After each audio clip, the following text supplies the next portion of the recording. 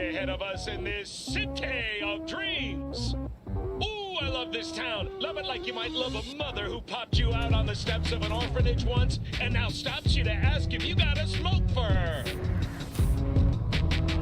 Every new day here means 100 new arrivals, but only half these gonks will survive a year, and that's if it's a good one.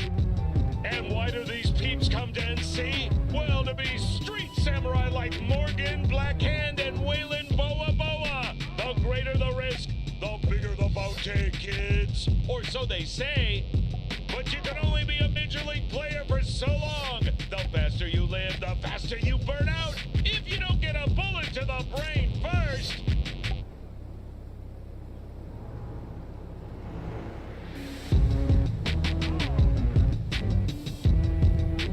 NC's legends. Know where you'll find most of them?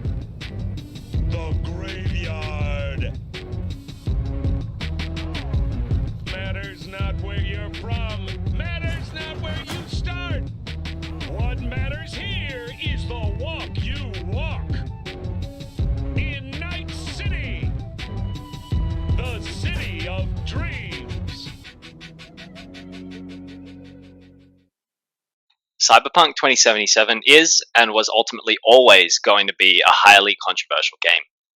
Whilst we have to immediately admit that it isn't a game that is completely finished yet, the version that we have was delivered after numerous delays and a global pandemic to an audience that has been run through the ringer by many AAA releases and unfinished buggy games in the recent years. There's quite a lot that can come to mind. It came after almost a year of people being in a state of lockdown without a whole lot of new content to entertain themselves, be it movies, TV shows, sports, books, or games. The delays did absolutely no favors at all, both raising expectations and paradoxically dampening them at the same time. CDPR, along with the wider gaming community, had hype built up to an absolute tipping point. Before we get into the game, let's start at the very beginning. Cyberpunk as a genre is a subset of the mostly dystopian sci-fi genre, incorporating themes such as cybernet implants and enhancements, AI, corporate ruling systems, neon lighting, transhumanism, communism/fascism, surveillance, virtual reality, drug use, post-apocalyptic or nuclear worlds, the uprising of synthetic life, and human nature, sometimes all of these at once. It's, at least according to this channel, one of the best, if not the best and most important genres out there.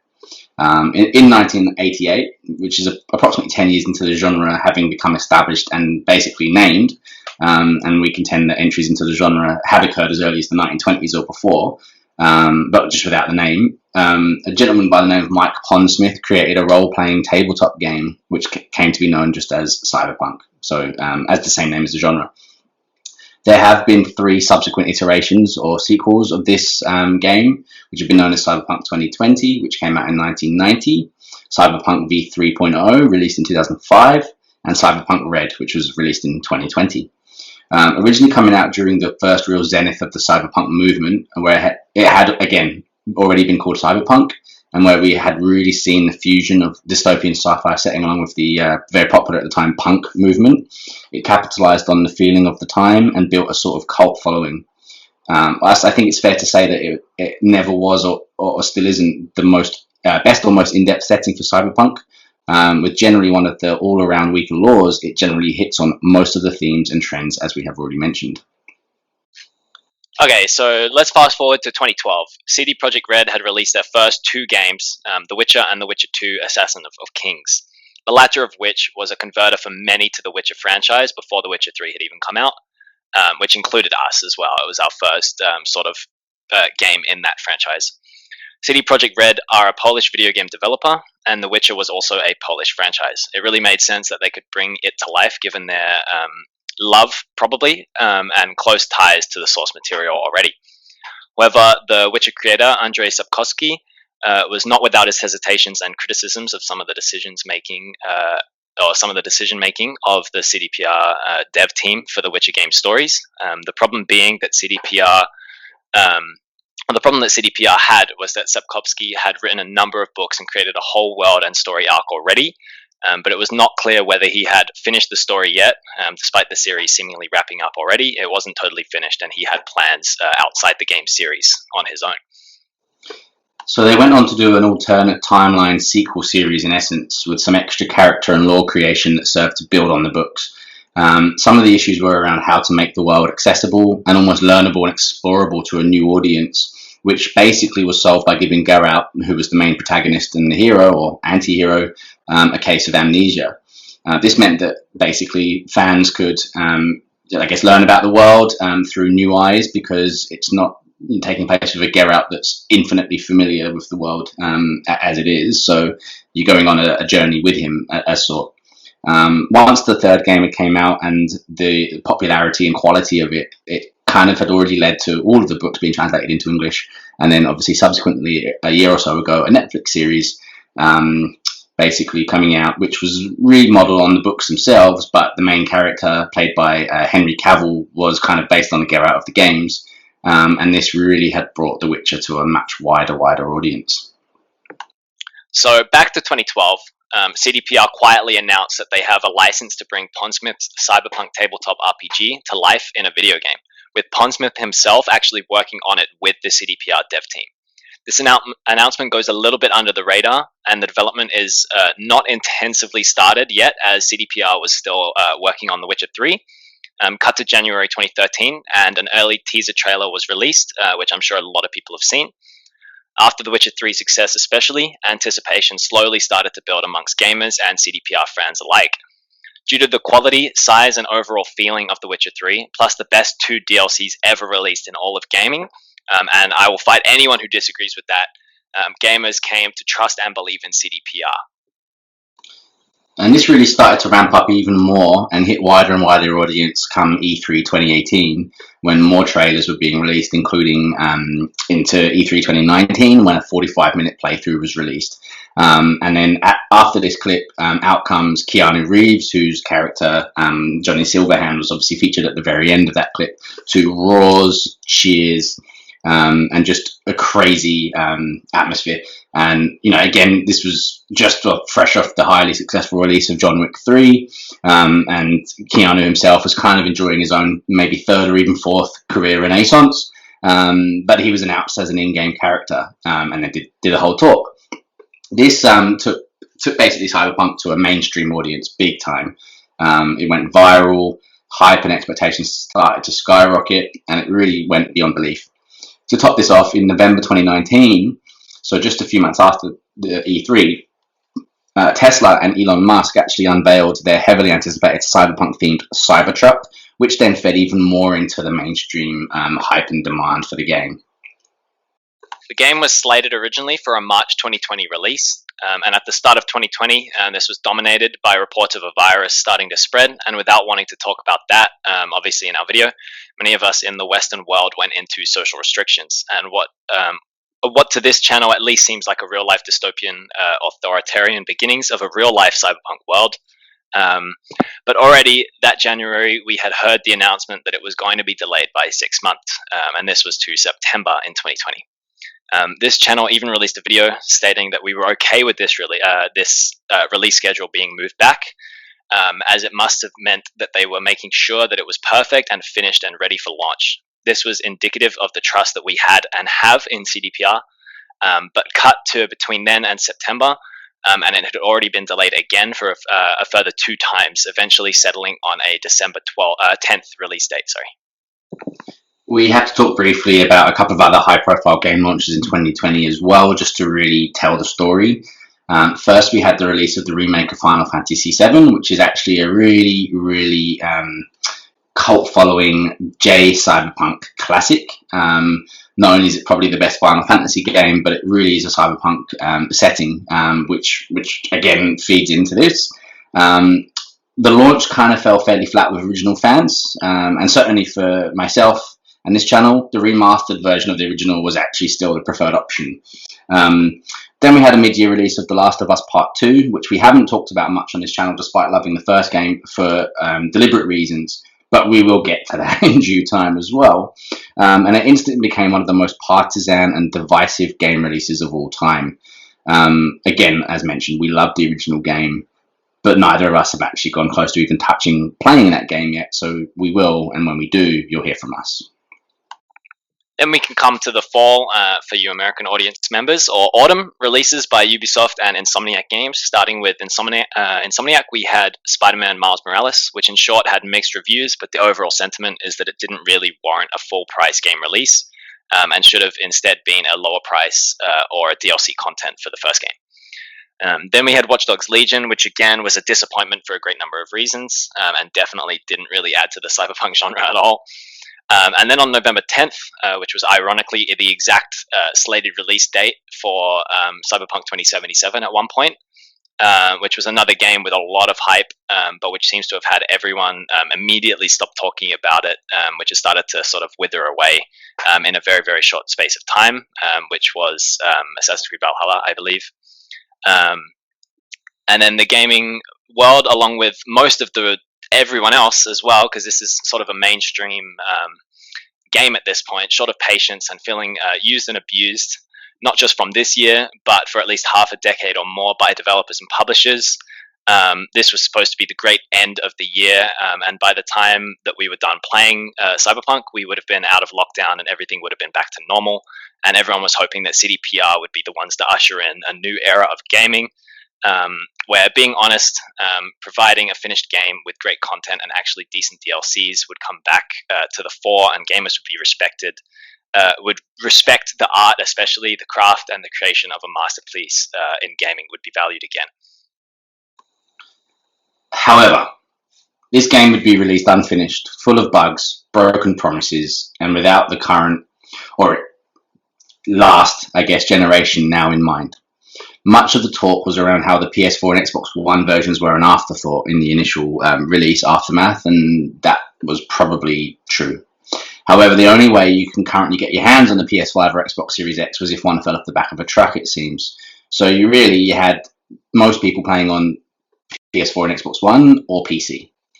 But the PC version itself was also not without its own problems and bugs, some rendering issues, although probably still much better than the consoles. And for this channel, there was a game-breaking bug, meaning that one of us couldn't progress and had to start their 30-hour plus playthrough all over again, despite multiple saved files. Some of these bugs ranged from funny meme-style bugs, like a lot of the over-the-top games, many of the top games over the years, like FIFA's, GTA 5, Skyrim's.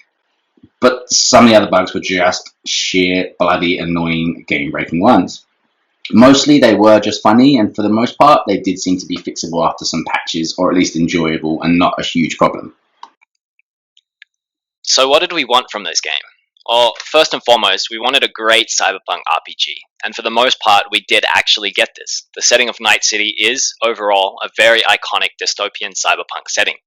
It's not quite the sprawling megacity that we thought, but that is understandable given some of the lore and the need for a diverse landscape, such as the Badlands and the middle of nowhere places.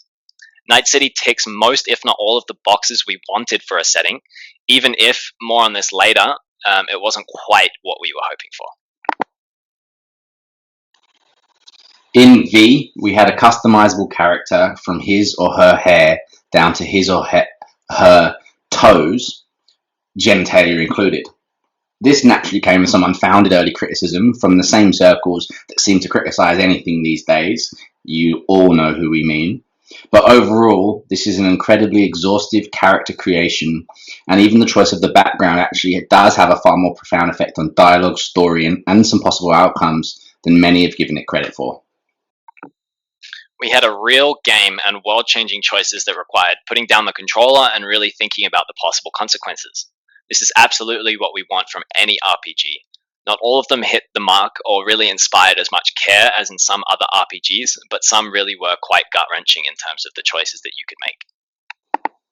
We were given a relatively expansive lore and backstory, some of which was worthwhile knowing in advance, but not necessarily essential to the story. Truth be told, the lore and general story in this game, and even the franchise, is actually one of the actual disappointments in Cyberpunk 2077. We've been treated to a cyberpunk genre franchise of games in the past, such as Deus Ex, whose own lore is vastly superior and indeed more enticing and possibly even realistic. We've seen sci-fi or shooting RPGs like Mass Effect, whose lore is second almost to none when it comes to the gaming world, or just in general, the world. The lore behind Cyberpunk, therefore, does ultimately feel a little light, but we'll get more on this later. So before we go into our actual scores, just like on every game that we review, we need to reiterate something here. This is not, and I do mean absolutely not, a shooting game. It's not an open world action adventure, as some cheap media sites will try to have you believe, as it suits the ongoing narrative. This is absolutely an RPG, and that's what it was always advertised to be by CDPR. Comparisons to GTA for graphics or gameplay devices, or even NPC AI, etc., ultimately don't hit the mark because they are different games and different genres entirely. We have to rate this game based not on how it stacks up compared to GTA or even The Witcher 3, but based on its own merits. Also, another quick announcement. We do know that this game is divisive, but remember, this is still just opinions. If you disagree, you're perfectly entitled to do so, obviously. I would just ask that you respectfully engage in the comment section as to why you disagree in actually a conversational, open-minded manner, or you just hold your tongue and go back to the COD forums if you can't do that.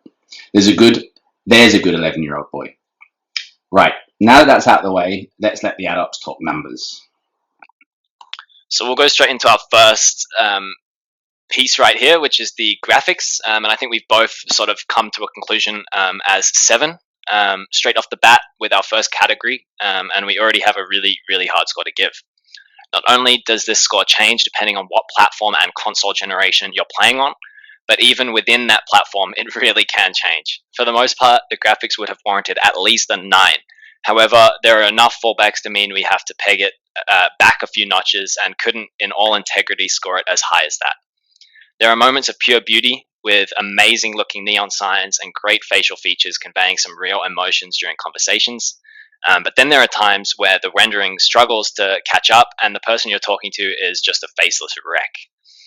Or the NPC just bounces into the ether. CDPR has, of course, been at pains to state that this is due to the vertical nature of Night City, meaning that everything has to be loaded at once. And to be fair, they do this with minimal loading screens. However, taking on something on this scale just hasn't quite worked, and perhaps it was a little too ambitious to say that this could be done on the PS4 or the Xbox One. Ultimately, the graphics themselves do mostly hold up. The color palette is beautiful. The blur effect when speeding in the passenger seat of an NPC's car gives the allure of moving at speed excellently, and the contrast between day Night City and night City is noticeable and for the most part believable.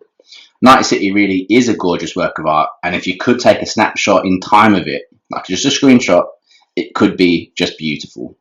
I would love to have given it a 9 or higher, but unfortunately when you do add in all the moving parts together, rather than just a snapshot, it does start to create some issues. So somewhat begrudgingly, we have to start the score here of the graphics at the 7 out of 10. So moving straight on to gameplay here, we're going to start this one with a 7.5 as well. And this is another really, really controversial score. There are many things to like about the gameplay in Cyberpunk 2077. The conversations generally work well without locking you into a cutscene like setup, but still allowing you to walk away mid-sentence if you really wanted to. The combat is really crisp for an RPG, especially the shooting, so much so that I don't think any other RPG has shooting that can compare. The melee doesn't always stand up as well, and hacking can be a little weak as well, especially during the early game. It gets a little better later on. Going from V being completely and utterly useless before you level up in hacking to absolutely unstoppable once you max out your hacking skills and get all this abilities leveled up. Driving is also quite crisp for the most part, except for turning, crashing, and jumping out of a moving car. Not that you should ever really try doing this, but seriously, it's really, really funny if you do try doing it. Some of the frustrations in gameplay can also include what has become a serious video game trope, which is the same button having multiple functions, and then clicking this button only to see that it does the other function that you didn't want it to do. This isn't just a Cyberpunk 2077 specific flaw, but it doesn't excuse poor planning process, and also has to contribute to a drop in the overall score here. Finally, overall movements. Transitions between driving, running, shooting, and conversations are generally pretty slick for an RPG with as many bugs as this one has. The gameplay is strong enough to convert non-RPG players, whilst also giving seasoned RPG veterans enough to sing its praises. We again really wanted to score it well, but I think anything over a 7.5 would be gratuitous, so we stick to our 7.5 score here. Story, 6 out of 10. Firstly, it's just far too short, and we'll come more to this a bit later as well. The story does effectively span 50 years of cyberpunk lore, with the intertwining stories of the protagonist V and the secondary protagonist or potentially antagonist, depending on how you play, Johnny Silverhand. The tutorial / intro missions do set up the story pretty well, even if they're not electric or edge of the seat stuff. As somewhat of a contrast, the two more recent Deus Ex games feature intro missions that set up the story and draw emotional investment very quickly. For example, in Deus Ex Human Revolution, Adam Jensen's character is set up very quickly as an ex-cop who runs security for Sarif Industries and is dating the lead scientist. One day, the facility is attacked and everything goes wrong. Girlfriend missing, Jensen waking up 6 months later, suddenly with cybernetic prostheses, and the world plunged into disorder, meaning that the two events have to be linked. There's intrigue, there's character complexity, a world with realistic things on both an individual NPC level and on a broader level within the world at large already right from the start. In terms of Cyberpunk, there isn't much impact of this story on the wider world of Night City, it seems. At least not one shown clearly and well throughout the narrative. The choice to side one way or the other doesn't seem to play out with much note on the scenery, random NPCs, or movements of V. Things happen and it doesn't really feel like the end product of your choices really mattered too much. Perhaps this is something that would come to bear in subsequent releases, but you should have it as a self-contained story in this release as well.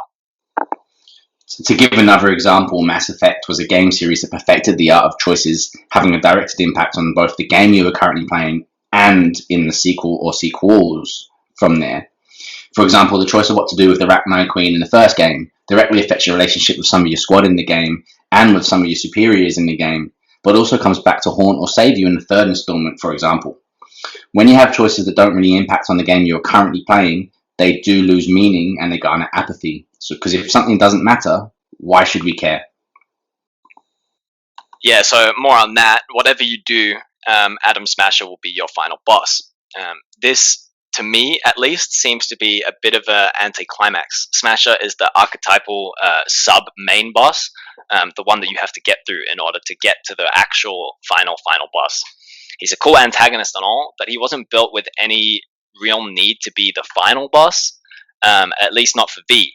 Makes sense for Johnny, but again, it would be better if the final boss was Yorinobu Arasaka, for example, who ties in more with V's direct story and conflict. This again is something that was perfected by CDPR in both The Witcher 2 and 3, even more so in 3. During the main quest of Witcher 3, Geralt takes out the main generals of the Wild Hunt one by one before then finally coming to the king of the Wild Hunt himself, Eredin, which is the final boss fight.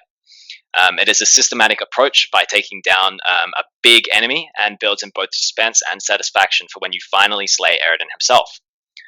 My personal favorite boss fight is actually Imlerith on Bald Mountain, and especially the cutscene where Geralt strolls in, and the satisfaction here is that Geralt avenges the murder of his mentor and father figure Vesemir with the exact killer of him. Jackie, for example, doesn't get killed and doesn't need avenging. He dies from wounds suffered after a fall during an escape from Arasaka Tower, placing the relic chip in his head. This doesn't really help build a need for vengeance and doesn't really build up V's personal story as much as it could have. V's primary motive seems to be wanting to find a way to take the chip out of his head and survive. He doesn't really care about toppling the corporate rule or sticking it to the government or, I guess, revenge, as mentioned before. He's kind of the character then without a huge amount of motivation or anything you can use to get behind. You could possibly say this is due to the fact that CDPR wanted you to put your own motivation on there and tell your own story, but as we found out in this game, this is kind of what turns him, into a bit of a non-investment character. Like you need to have a character with a story and a motivation. Johnny is a fairly bland character, in my opinion, an anti-establishment rock star who likes to get drunk, get in fights, and have sex. We've all seen this before. He also does like to attack corpos in the name of anarchy and freedom. Well, this is all great, but why? Why does he do this? What really is behind that? This probably is something that requires you to read a bit extra into the lore to understand better. But a good piece of art should not require this reading outside of it to understand the main element stories. The outside, reading and an IP should be there to enhance the experience for fans that want more, and maybe to see some references or Easter eggs and some tie-ins, but not a mainline piece. Like, it should have the everything contained within that story that it needs. World/atmosphere, 7.5. This is arguably the absolute hardest one to score out of all of our points so far. We've talked about how excellent Night City is as a setting. It's gorgeous, vertical, random, and hodgepodge as a cyberpunk city should be. The sounds and overall feeling, along with radio stations and everything, really come together to create a beautiful world. In fact, I have spent many a time putting my controller down, closing my eyes, and just listening to the ambient sounds as they go by. Sound-wise, this may be just about the most detailed and in-depth game ever created. And if this game was judged on ambient sounds alone, it would be an indisputable score of 10. However, it's not just scored on this. To score higher, it really needs to have a bit more than what it has still. Again, not to get too much into the comparisons, although we seem to be doing that a lot. When you look at a game like Red Dead Redemption 2, this has a unique dialogue system to be able to interact with any NPC. This was a game released 2 years ago, and again, whilst that system may have its own flaws, you can really see the direction that Rockstar are starting to take it in. A system like this would have fit perfectly into a game like Cyberpunk 2077. There was also an issue of just not quite having enough stuff, like not enough NPC pedestrians walking around doing their own thing, not enough cars on the road, not really like a proper public transport network in the game, like to know either. Just didn't feel like enough overall, like not enough happening. I felt at times this really felt deep, and then at other times this game really felt quite empty actually. The map isn't like massive like Red Dead Redemption 2 or The Witcher 3, as we've mentioned before, but it does actually have quite a lot going on within it in terms of neon, advertising, things you can interact with and do, like all the buildings. I don't know if they capitalized on that much. This channel has always said that we don't want games whose maps are a mile in width but an inch in depth, and we really mean it. We don't like games that are chodes. Many of the characters within the game do seem like they actually act within the world and lore well. I'm a big fan of the conversation options that are relevant to the backstory you pick for V. Sounds are great, and even the startup loading screen helps you feel like you're really in the world. What I particularly like is the attention to detail with certain things like adverts playing as you are in the lifts or walking down the street, or the voice for pedestrian crossing saying walk. Soundtrack, 9.5. Okay, this is probably the easiest one to score out of all of them, and whilst it's not quite pure perfection, it's very, very good. From Johnny's soundtrack, whenever you're interacting with him or having cutscenes with him, which gives immense feels and really gets you in the zone, to the awesome radio stations with a wide mix of music, and then to the combat soundtracks as well. This is a really well scored game. We're really not going to labor too much on the soundtrack. Rather, I think we're going to sort of pause talking for a little bit in a second and give you guys some clips of the music, and you can just really let it take you in.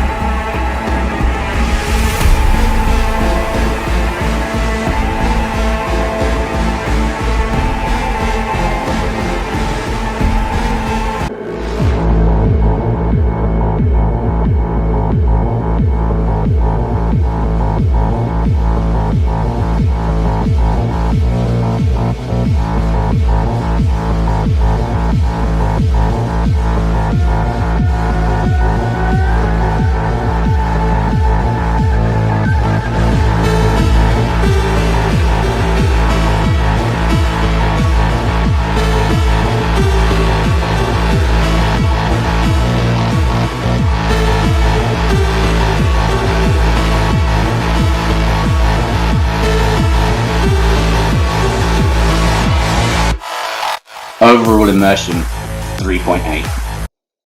So here's the first category that we really need to start getting harsher on the game. Between all the bugs, the lack of a real quality back lore, some poor narrative choices, it was really much harder than I thought to become truly immersed into this game.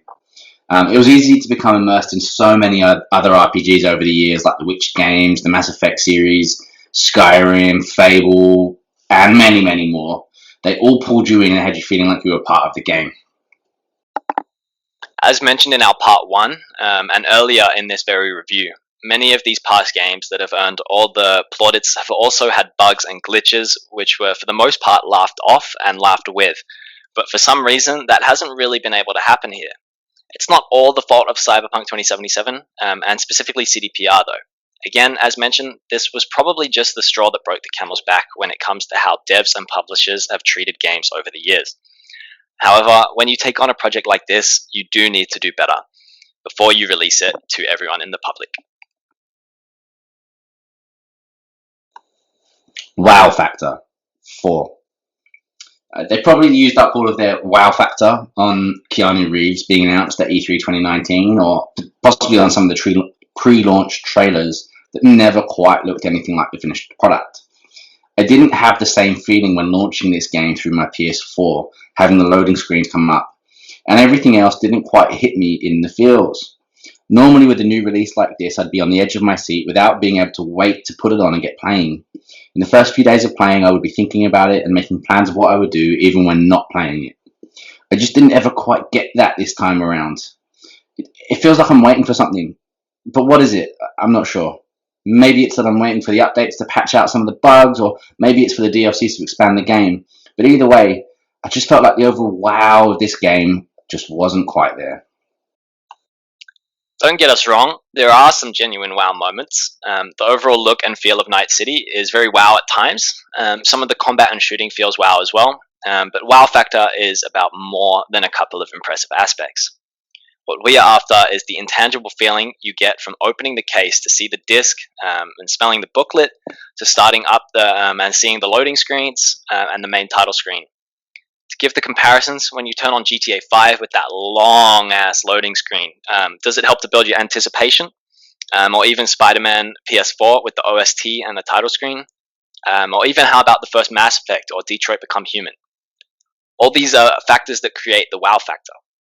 CDPR have managed to capture this before with the last 2 entries in the Witcher franchise, and despite not being terrible, it's just not quite there with this game. The loading screen is really good, but I'm not a fan of the intro cinematic this time around. The Witcher 2 started with Letho of Gullet's assassination of King Demavend of Aedirn on a galleon. It's an incredible insight into an event taking place immediately prior to the game's starting narrative, and it also builds your anticipation throughout the game for your eventual clash between Letho and Geralt. By contrast, what does the opening cinematic of Cyberpunk 2077 actually accomplish? Met expectations, 3. When I first considered this score, I was really tempted to give it a 10. A 0, not a 10. For anyone who is new to our reviews, this is really the hardest score to hit a 10 on. As if you meet expectations dead on, it would only give you a 5 out of 10 score. It's fair to say that we've put this in place to really avoid us ever giving a game a 10 out of 10 score, which we do think is ridiculous anyway, because there's no game that's perfect. It's really there to keep us honest with our reviews. It also means that we could score a game a 10 out of 10 on everything else, and a 5 on this criterion, and then it won't get a 10 out of 10, because if we were expecting the game to hit 10 out of 10 on everything else, and then it does, it only gets a 5 on this one. Well, with that in mind, we were expecting Cyberpunk 2077 to do a lot better. Probably way better than what we got. And on all the criteria we've spoken about so far, and it just didn't really meet any of them. It was a bit of a letdown. Now, some of this we can understand and forgive. There are just so many things that we can't. In retrospect, we may have all gotten a little carried away with our pre-launch expectations. The delays in our naivety didn't quell these expectations at all, but rather swelled them. We were all anticipating the launch of one of the greatest ever games and possibly one of the most important.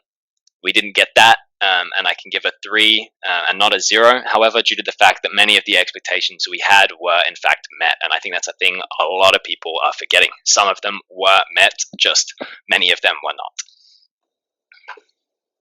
Overall score 6.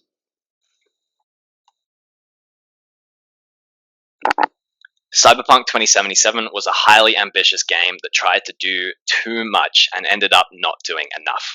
It was a huge project, especially for what is still ostensibly a smaller developer.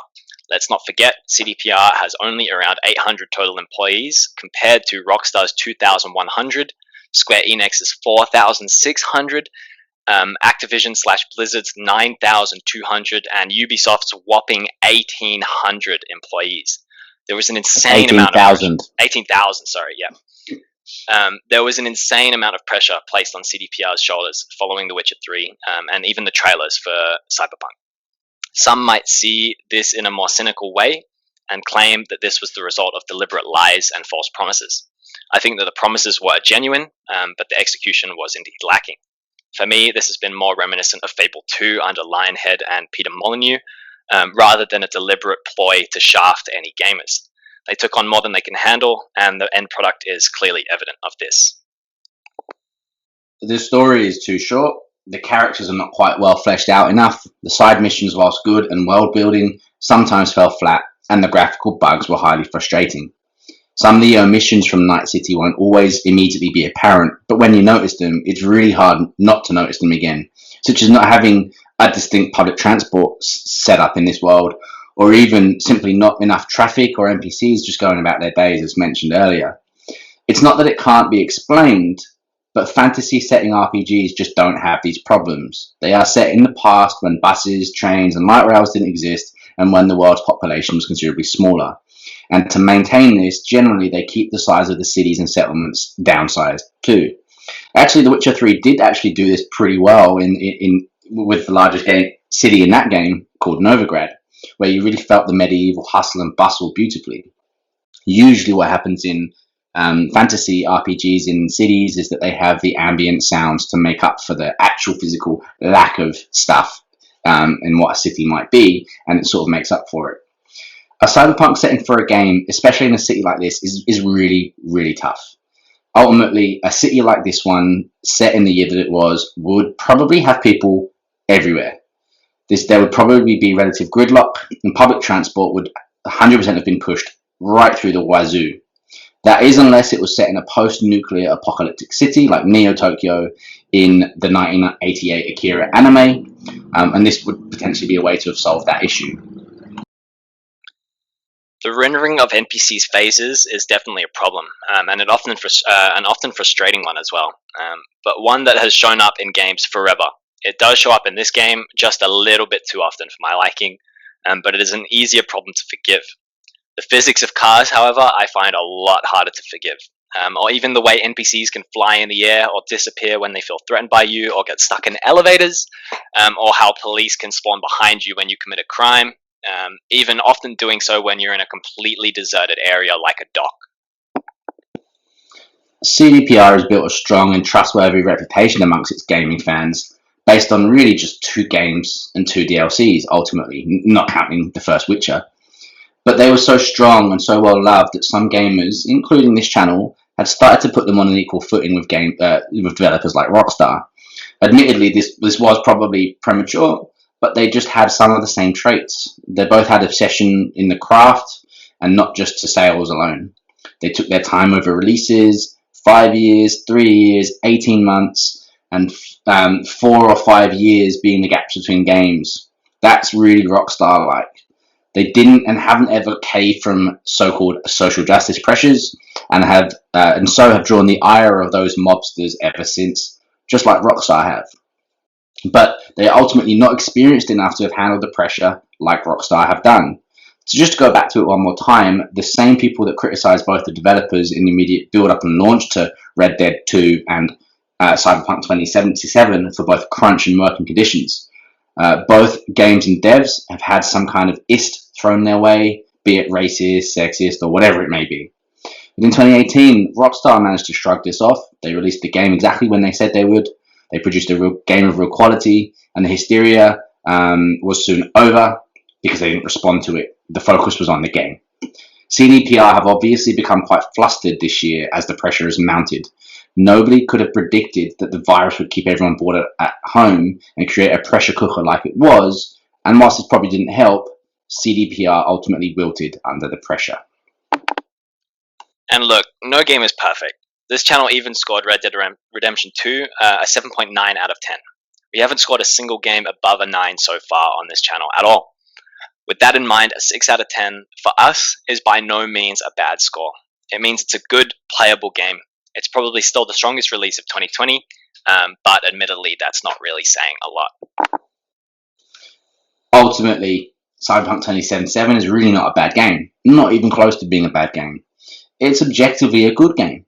It's fun to be in Night City. It has some good moments and some interesting story turns. It sets up a possible series really quite well. It's a cyberpunk 80s retro throwback that aficionados would dream about. Was this game made for fans of the genre and the original IP? Absolutely. Was it intended to bring in the wider audience, much like the Witcher series did? Yes. Has it failed so far? Yeah, you betcha. But will it leave a legacy and open doors to a genre in general? Yeah, we think so. This is a game that will live a long time. It has had a very rocky start, but this is undoubtedly a long burner. Let's not forget that The Witcher 3 sold 9 million units in 2015 when it was first released, but also sold 6 million units in 2019, which was over 4 years later. Its biggest year since. We have a throwaway culture obsessed constantly with the new shiny toy. We love to overhype things and then throw them away for the next thing quickly. However, when something has some quality, they have a habit of somehow sticking around and coming back. I'm not sure if I would go so far as to say that this will be an eventual cult classic, but I think it will fall into its niche, following nicely, and CDPR can continue to do what they do well. Once this spotlight fades a little, but hopefully in the meantime, the normies out there who are all whipping up all this outrage don't force CDPR into bankruptcy or worse. The evil hands of big game publishers like EA, who will bastardize everything and turn it into a microtransactional cash cow. Hopefully all the haters can get back to playing only COD or FIFA, and we can see Cyberpunk 2077's core following remain after the backlash. We just feel that Cyberpunk 2077 and hopefully its subsequent DLCs or sequels or prequels do have so much more yet to give. Let's not forget the first Witcher game was actually released in 2007. It took another 5 years for the sequel to come out, and a Western following just started to grow from there. Was The Witcher 2 itself perfect? No, but it was great fun. And from there, 3 years later, it was all it took, and we had the third in this series and possibly the best game ever released. So, ladies and gents, we really just have to wait 5 and then 3 more years to see this series hit the heights it was always supposed to. We will revisit this review once there has been any further patches or DLC content, but the conclusion here must be a 6 out of 10, making it a good fun game that doesn't quite hit the ambitious marks it shot for. Yo también te quiero, ma. Yeah, about time, Holmes. What's new with Senora Wells? You know, she's worried about me. Whatever.